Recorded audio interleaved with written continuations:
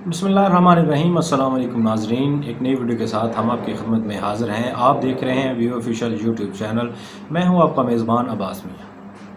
नाजरीन, आज की इस वीडियो में हम बहस करेंगे कि तहरीक लब्बैक क्यों वजूद में आई, कैसे वजूद में आई, तहरीक लब्बैक का पाकिस्तान में वजूद क्या है, तहरीक लब्बैक का पाकिस्तानी सियासत में या मज़हब इस्लाम में क्या किरदार है, तहरीक लब्बैक क्या सियासत की आड़ लेकर मजहबी फ़िरकावारियत फैलाना चाहती है या इसका क्या मतलब है। अगर ये सब कुछ नहीं तो तहरीक लब्बैक पाकिस्तान का क्या किरदार है। क्या माजी में जब हम अपने इस्लाम की तारीख़ को पढ़ते हैं तो क्या ऐसी जमातों का या ऐसे गिरोह का, ऐसे जत्थों का कहीं जिक्र हुआ है।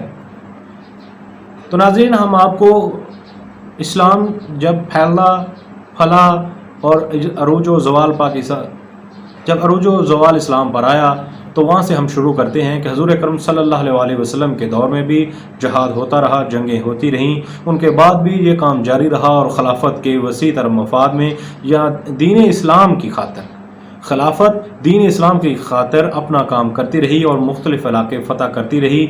और जो भी कोई हुज़ूर अकरम सल्लल्लाहु अलैहि वसल्लम की नामूस पर, जो भी कोई इस्लाम पर, मुसलमानों पर तशद्दुद होता तो यकीनन जो खलीफा वक्त होते वो जहाद करते। अफसोस की बात है कि आज पाकिस्तान और हम कहाँ पर खड़े हैं। नाजरीन, इसका फ़ैसला आपने करना है। तहरीक लब्बैक पाकिस्तान एक मजहबी जमात बनकर उभरी जिसने मुख्तलिफ इश्यूज़ पर जिससे मुसलमानों के इक़्तिदार, किरदार और इस्लाम को ख़तरा थे, जो इस्लाम के लिए चैलेंज थे, उनके ख़िलाफ़ आवाज़ उठाना शुरू की और आहिस्ता आहिस्ता ये मकबूलियत के तमाम गिराफ अबूर करती हुई इतना आगे निकल चुकी कि हर कोई इससे खौफज़दा था। फिर इसने सियासत में आने का बड़ा अहम फ़ैसला किया और आज ये पंजाब की तीसरी बड़ी और पाकिस्तान की 5वीं बड़ी जमात है और इसका वोट बैंक तमाम जमातों से कहीं ज़्यादा है। इसका मतलब ये है कि इसका वोट बैंक एक नज़रियाती वोट बैंक है और जो इनका वोटर जहाँ पर खड़ा है नज़रियाती तौर पर इनके साथ है। और तहरीक लब्बैक का एक ही स्लोगन है कि नारा है, ख़त्म नबूवत जिंदाबाद, लब्बैक या रसूलल्लाह। तो कोई भी शख्स इससे इनकार नहीं करता। कोई भी मुसलमान जहाँ कहीं भी हो वो ख़त्म नबूवत के दावे का मुनकर नहीं हो सकता। तो सबसे बड़ा मेन स्ट्रीम जो इनका स्लोगन है वो ख़त्म नबूवत सल्लल्लाहु अलैहि वसल्लम की हिफाजत है। मरहूम खादिम हुसैन रिजवी साहब अपनी दौरे हयात में हमेशा इस्लाम की सरबुलंदी के लिए सरगर्म रहे। उन्होंने हमेशा इस्लाम के मुखालिफ उठने वाली हर आवाज़ को उसके ख़िलाफ़ एहतजाज किया, धरने दिए, लॉन्ग मार्च किया और हुकूमत के वक्त को, उसके ऐवानों को हिलाते रहे, हुकूमत वक्त के नुमाइंदगान को जगाते रहे। पाकिस्तान और इस्लाम और मुसलमानों के ख़िलाफ़ ये साजिशें हो रही। फ़िल्म, किताब, मेला हो, जिस्म की नुमाइश हो या हुज़ूर अकरम सल्लल्लाहु अलैहि वसल्लम के खाकों की और हुज़ूर सल्लल्लाहु अलैहि वसल्लम की नमूस की तौहीन हो, जहाँ कहीं भी कोई इस्लाम को ख़तरा हो, उन्होंने हमेशा अपनी आवाज़ को बुलंद किया और लोगों ने उनकी आवाज़ को वेलकम किया, उनकी आवाज़ को सुना और यूँ इस तरह तहरीक लब्बैक इस्लाम की पाकिस्तान की बड़ी जमात बनकर उभरी। तो नाजरीन, जब ये जमात सियासत में आई तो सियासी लोग इसके ख़िलाफ़ हो गए क्योंकि इतनी बड़ी जमात और इतना बड़ा ग्राफ जिसका, उसे हर कोई सियासी जमात खाइफ थी। हालांकि तहरीक इंसाफ खुद इलेक्शन, जो आने वाला इलेक्शन था, वो तहरीक लब्बैक के साथ मिलकर लड़ना चाहती थी।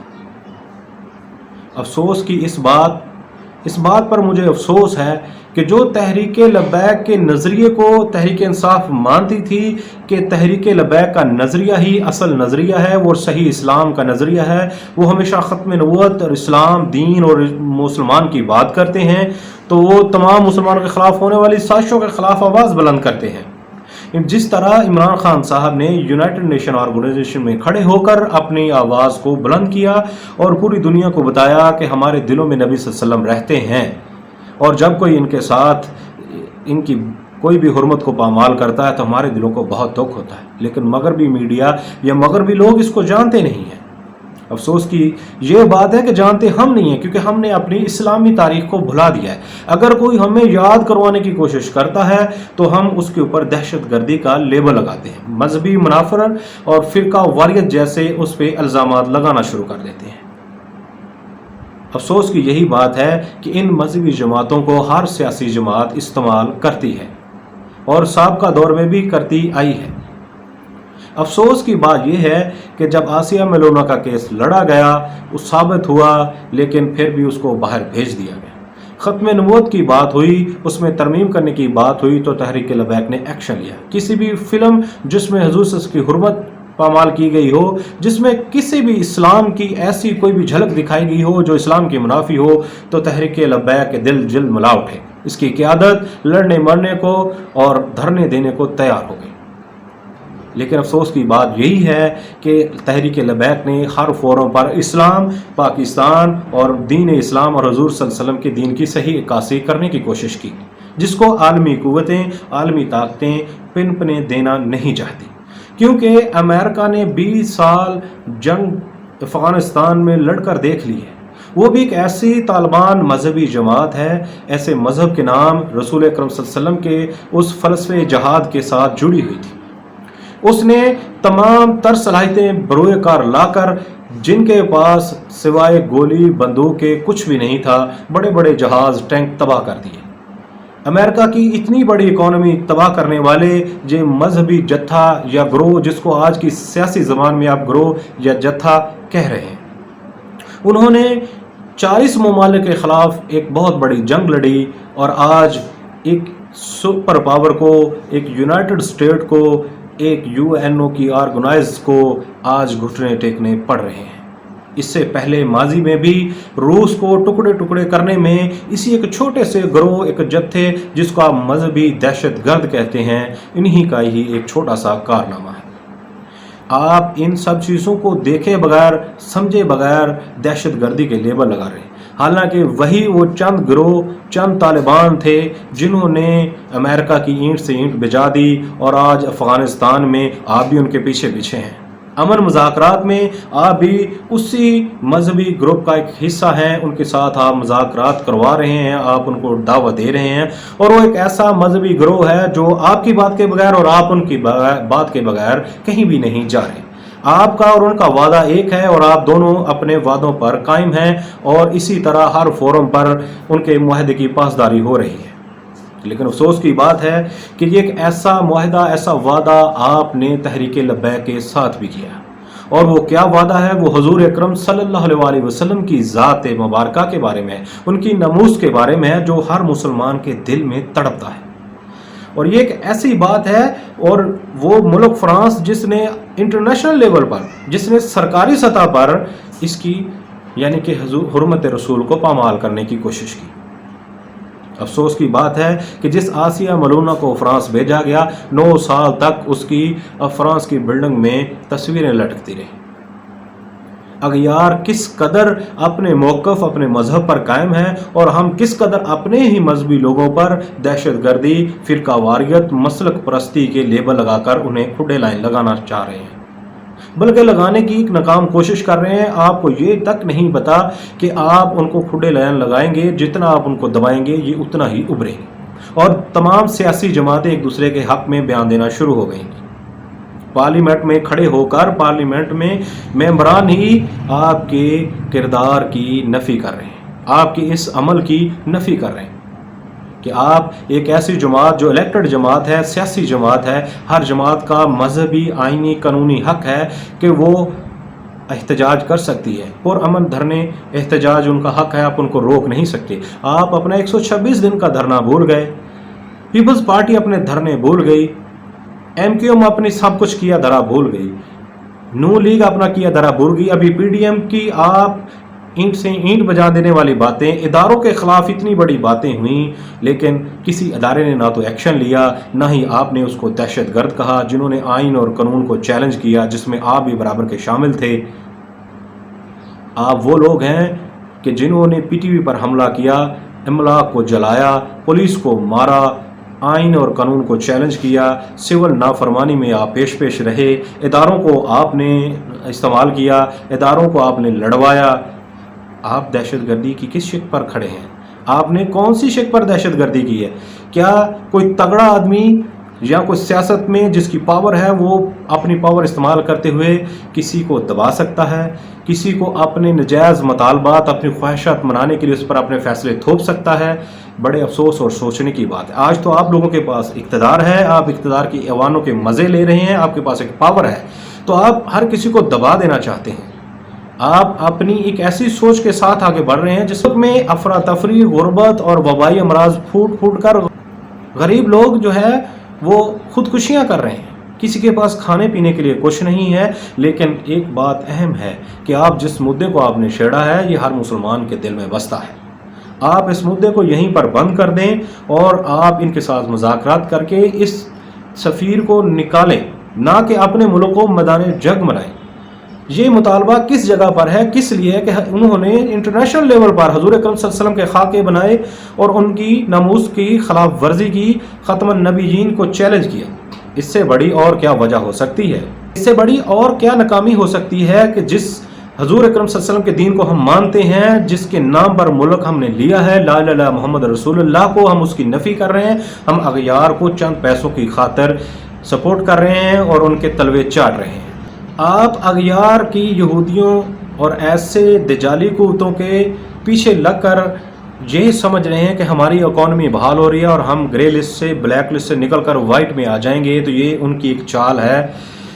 اگر ہمارا ایمان مضبوط ہے، ہم ایک طرف تو ہم ارطغرل ڈرامے کو لانچ کر کے ہم نے بڑی بہادری کا کام کیا کہ ہم اسلام کی بہت بڑی خدمت کر رہے ہیں، تو پھر آپ ارطغرل ڈرامے کو ہی دیکھیں، آپ اس کی صحیح عکاسی کریں اور آپ دیکھیں کہ ارطغرل ڈرامے میں دکھایا کیا گیا ہے، اسلام کے ساتھ کس حد تک بازنطینی اور منگول اسلام کے کس قدر مخالف تھے، انہوں نے کتنے ظلم اسلام کے ساتھ کیے، لیکن ایک اکیلا ارطغرل غازی جو چند لوگوں کے ساتھ آیا اور اتنی بڑی سلطنت کی بنیاد رکھی جس کا ایمان حضور صلی اللہ علیہ وسلم کی ختم نبوت پر تھا، خدا کی وحدانیت پر تھا، وہ ایک چھوٹا سا گروہ اٹھا اور ایک سلطنت بنائی جس نے ہزاروں سال حکومت کی، اور آج بھی جس کا نام ہے، اور آج بھی جس کا نام تاریخ کے سنہری الفاظ میں لکھا گیا ہے، آج بھی جن کے مقبرے بنے ہوئے ہیں، تو آپ کس ناموس کو چھیڑ کر، کس بات کو چھیڑ کر آپ یہ کر رہے ہیں؟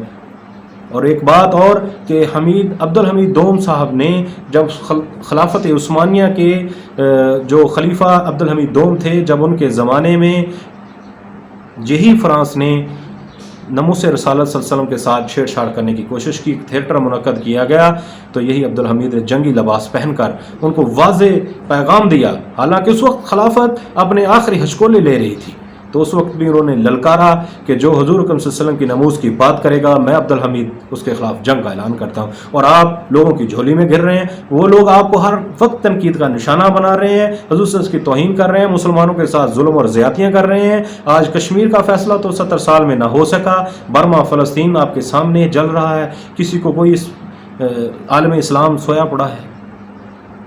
افسوس کی بات ہے کہ آپ نے عالم اسلام کی آپ نے باغ دوڑ سنبھالنی ہے۔ پاکستان عالم اسلام کو لیڈ کرنے جا رہا تھا، اور یہی ہے کہ ہم اپنے ہی لوگوں کو، اپنے اسلامی بھائیوں کو، اپنے مسلمان بھائیوں کو گولیاں مار رہے ہیں، شیلنگ کر رہے ہیں، ان کے خلاف ظلم و زیادتی کر رہے ہیں، کبھی ان کے بیانی کو، ان کے آزادی اظہار رائے کو آپ بین کر رہے ہیں۔ خدا را آپ ہوش کے ناخن لیں۔ آپ 3 ایسے لوگ ہیں جن کے خلاف آج بھی میڈیا میں وہ تمام رپورٹیں درج ہیں، تمام میڈیا میں وہ ویڈیوز موجود ہیں۔ ایک آج ماشاءاللہ آنریبل پرائم منسٹر ہیں، ایک آنریبل جناب پریزیڈنٹ آف پاکستان ہیں، ایک جناب آنریبل انٹیریئر منسٹر صاحب تشریف فرما ہیں، جنہوں نے اتنی بڑی زیادتیاں پاکستان کی املاک کو جلایا، گرایا، بند کیے، سڑکیں بند کی، آپ کی آن دا ریکارڈ ہر چیز موجود ہے۔ اگر آپ اس چیز پر، اس شک پر اگر آپ تحریک لبیک پاکستان پر پابندی لگا رہے ہیں تو سب سے پہلے پابندی آپ لوگوں پر لگے گی، پہلے آپ تیار ہو جائیے۔ تو آپ ایک ایسے مذہبی منافرت کو پھیلانے کی کوشش کر رہے ہیں، ایک آپ ایسے گروہ کو یا ایسے جتھے کو جو آپ کی زبان میں آپ کہہ رہے ہیں کہ جتھا ہے یا گروہ ہے، آپ کے جو پارٹی ہیڈ ہیں ان کی لینگویج کچھ اس قسم کی ہے، آپ کے لینگویج سے صاف ظاہر ہو رہا ہے کہ آپ میں کس قدر غرور تکبر ہے۔ لیکن یہ آپ کا غرور تکبر کچھ دیر چلنے والا ہے، اس کے بعد ناکام ہو جائے گا۔ آپ یہی 5 سال ہیں، کیا آپ آگے الیکشن لڑنے کا کوئی ارادہ نہیں رکھتے؟ آپ کو انہی لوگوں کے پاس جانا ہے جن لوگوں کو آپ دہشت گرد ڈکلیئر کر رہے ہیں، ان کے بغیر آپ کا ووٹ بینک زیرو ہے۔ تو خدا را آپ اسلام کے سچے دائی بنتے ہیں، آپ عاشق رسول بنتے ہیں، تو آپ عاشق رسول ہونے کا دعویٰ کر رہے ہیں تو آپ کو عاشق رسول ہونا ثابت کرنا پڑے گا، فرانس کا سفیر نکال کر، فرانس کا بائیکاٹ کر کے۔ آپ اتنے دن سے پارلیمنٹ میں فیصلہ نہیں لائے اور قیادت کو گرفتاریاں کرنا شروع کر دی، ان کے بچوں کو، ان کی بیویوں کو اٹھانا شروع کر دیا۔ کتنے بڑے دکھ اور شرم کی بات ہے کہ آپ جو اسلام آباد میں لوگوں کے بیوی بچے نوجوان عورتوں کو آپ نچاتے رہے، آپ ننگے ڈانس کرتے رہے اور ملک کو دیوالیہ اور ملک کو ایسی چیزوں کے پیچھے لگا دیا کہ ہمارے ہاں انٹرنیشنل سطح پر ایک مذاق بنایا گیا۔ 126 دن آپ نے دھرنا دیا اور آپ نے ملک کو مفلوج کر کے رکھے اور ایک ایسا عجیب قسم کا ماحول پیدا کیا جو کبھی بھی ہمارا مذہب معاشرہ اس کی اجازت نہیں دیتا۔ اسی طرح میرا جسم میری مرضی والے جب چاہیں سڑکوں پر آ جائیں، سڑکیں بلاک کریں، جیسے مرضی سلوگن لگائیں، جیسے مرضی ان کے سلوگن ہوں، وہ مذہب کے خلاف ہوں، کسی چیز کے خلاف بات کریں، نہ تو ان کو کسی کو دہشت گرد ڈکلیئر کیا گیا، نہ ان کو کسی کو بین کیا گیا، وہ جب چاہیں جہاں چاہیں آ سکتے ہیں۔ آپ کو سب سے پہلے ایسی باتوں پر عمل کرنا چاہیے، ایسے لوگوں کے پیچھے چلنا چاہیے، نہ کہ ایسے لوگوں کو جن کو آپ مذہبی سمجھ کر، فرقہ واریت سمجھ کر ان کو بین کر رہے ہیں۔ یہ اسلام کے ساتھ مسلمانوں کے خلاف ایک سازش ہے، ایک زیادتی ہے۔ خدا را آپ اس کا حصہ نہ بنیں، آپ ماضی سے کچھ سبق سیکھنے کی کوشش کریں۔ آپ کیے گئے قوم سے وعدوں کو، ایک وعدے کو بھی آپ نے ابھی تک پورا نہیں کیا، خدا را آپ قوم کے ساتھ کیے گئے وعدوں کو پورا کریں، آپ ختم نبوت کے وعدے کو پورا کریں۔ آپ نے ایک وعدہ کیا ہے، آپ نے ایک معاہدہ کیا اور 2 بار 3 بار اس معاہدے کو کیا ہے، پھر آپ نے ہی اس کو وعدے کو توڑا ہے، اور حضور صلی اللہ علیہ وسلم نے اس کے بارے میں قرآن میں بھی اور حدیث میں بھی واضح طور پر ہے کہ جو وعدہ خلافی کرتا ہے سب سے بڑا منافق ہے۔ منافق وہ لوگ ہیں جو وعدہ خلافی کرتے ہیں، بات کرے تو پورا نہیں کرے۔ آپ نے وعدہ توڑا ہے، آپ کو پہلے سوچنا پڑے گا، پھر کسی اور کے اوپر اپنا فیصلہ تھوپنا پڑے گا۔ کیا آپ کسی کے اوپر اپنا فیصلہ تھوپ کر اپنی مرضی کے نتائج حاصل کر سکتے ہیں؟ ایسا آپ نے 4-5 دن سے کر کے دیکھ لیا ہے؟ کیا اس کا کوئی واضح موقف یا کوئی واضح حل آپ کو ملا ہے؟ آپ نے اپنے اداروں کو بھی کمزور کرنا شروع کر لیا ہے، آپ نے اپنے اداروں کو انہی عوام کے ساتھ جو دونوں طرف سے کلمہ گو ان کو لڑایا ہے۔ کیا کیا آپ نے مسلمانوں کو ہی مسلمانوں کے اوپر ظلم و تشدد کی راہ کو ہموار کیا ہے۔ آپ کو مذاکرات کی سٹیج پر آنا چاہیے، آپ کو ختم نبوت صلی اللہ علیہ وسلم کی صحیح سمجھ آنی چاہیے۔ آپ علماء کو بلائیں اور ان سے آپ ناموس رسالت صلی اللہ علیہ وسلم کے بارے میں مکمل طور پر بریفنگ لیں۔ افسوس کی بات ہے کہ میرے تمام ناظرین اور میرے چاہنے والوں سے میری گزارش ہے کہ آپ اس ویڈیو کو زیادہ سے زیادہ شیئر کریں اور آپ اپنے کمنٹس میں اپنی رائے کا اظہار ضرور کریں کہ میری یہ باتیں کس حد تک غلط ہیں اور کس حد تک صحیح ہیں، اس میں کیا ہونا چاہیے اور کیا نہیں ہونا چاہیے۔ اگلی ویڈیو میں آپ کی رائے پر بناؤں گا۔ خدا حافظ۔